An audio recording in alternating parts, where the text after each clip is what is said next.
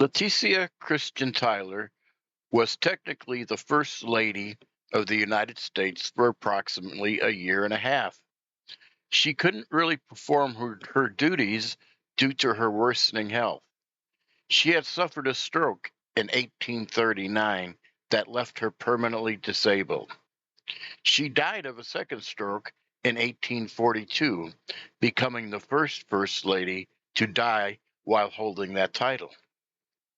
She was born on November 12, 1790, at Cedar Grove Plantation in New Kent County, Virginia.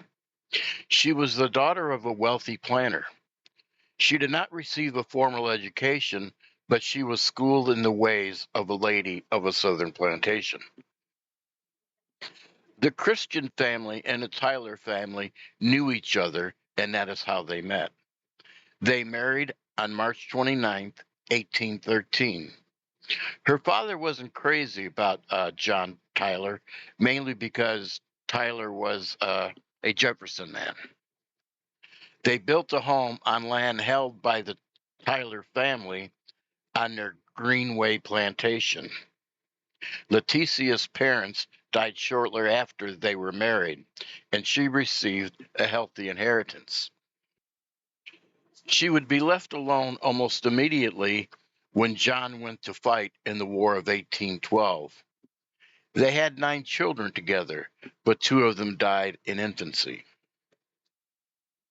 She was also alone most of the time when John was following his political career. She managed the plantation and their financial affairs. They were always struggling with money despite her inheritance.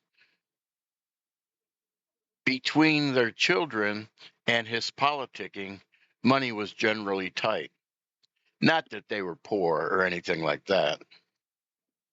Letitia did provide the First Lady role when he was the governor of Virginia, but she refused to go to Washington with him when he was a congressman.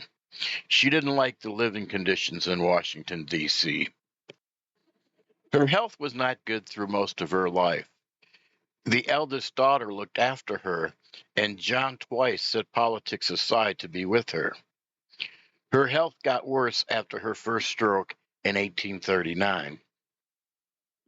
After Tyler took over the presidency after the death of William Henry Harrison, she finally followed her husband to Washington, D.C., but not immediately.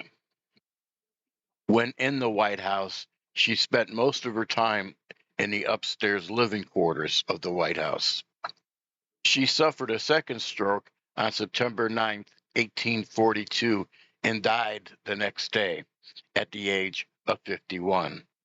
She remains the shortest lived First Lady. If you like these short First Lady videos, please hit the like button and subscribe. Thanks for listening.